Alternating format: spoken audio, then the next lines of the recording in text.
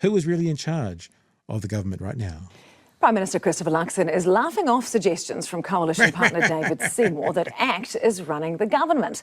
Despite ACT getting 8.6% of the vote compared to National's 38%, Seymour's openly boasting that it's his party that has the most influence. His senior political correspondent. Here's a question when you hear this. Can't imagine that's going to go down well. Yeah, but here's the question.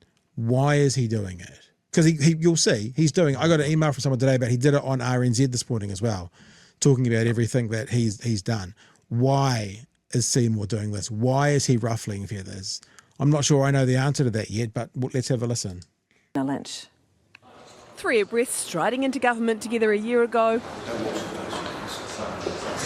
A little apprehensive, perhaps, after all the shots fired at each other across opposition benches. Well, I think we've shown that we can do business much better than our worst enemies' worst fears. One leg of the stool reckons he's doing far more than the others to hold it up. David Seymour boasting ACT has a disproportionate amount of influence in government. If you look at these quarterly plans the government has, in each case we can point to about half the ideas being from ACT's coalition commitments or implemented by ACT ministers.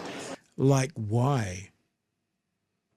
Because what he's about to say is, imagine how much you can get done when you don't need credit, whilst he's taking credit. I'm intrigued. And that's for a party that is actually only 1/6 of the government.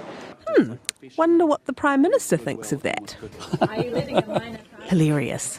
Oh, look, I'd just say I think all three parties are making contributions to our government. Facts are friendly, right? So you look at those quarterly plans and the ACT policies are there. The tail's clearly wagging the dog here. The idea that you've got... Yeah, how's this not fresh meat for the opposition?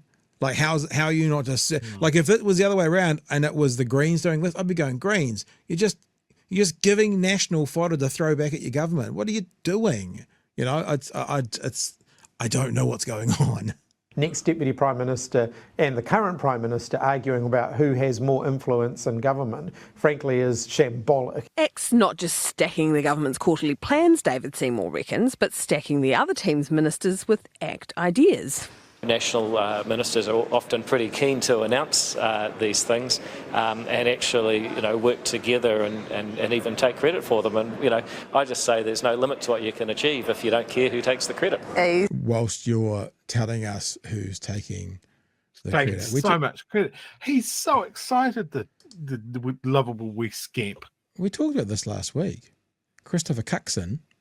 You know what I mean? It's like, what are you doing? And I think part of it is ACT has always been in, the words just jumped out of my head, when you're trying to get into Parliament, election mode. They're always in election mode. This feels like a party in election mode. And I'm like, dude, you've got 2 years to go.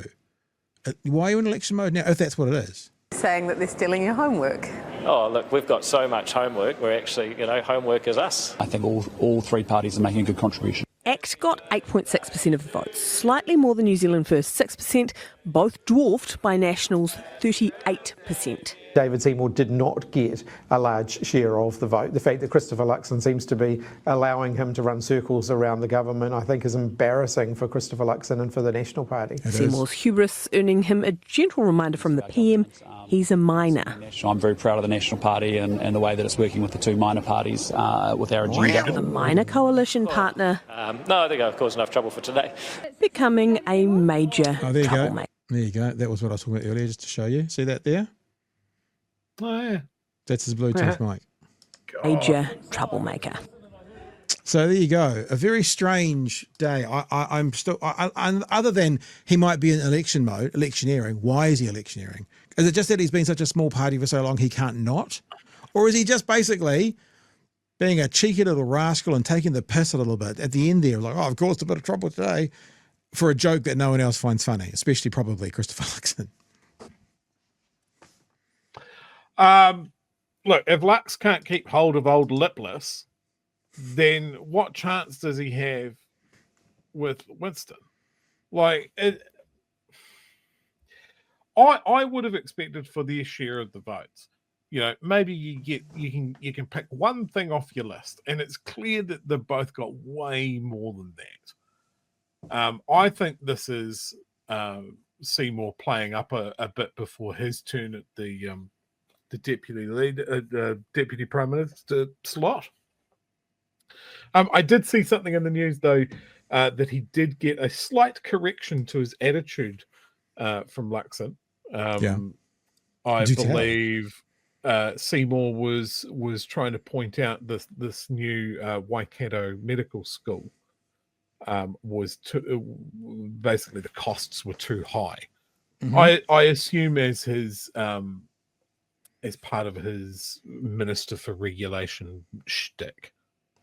And Luxon basically said, hey buddy, leave health to us, stick to your own portfolio. And that played out in the media, which just seemed to be like, that's a problem that you don't need, right?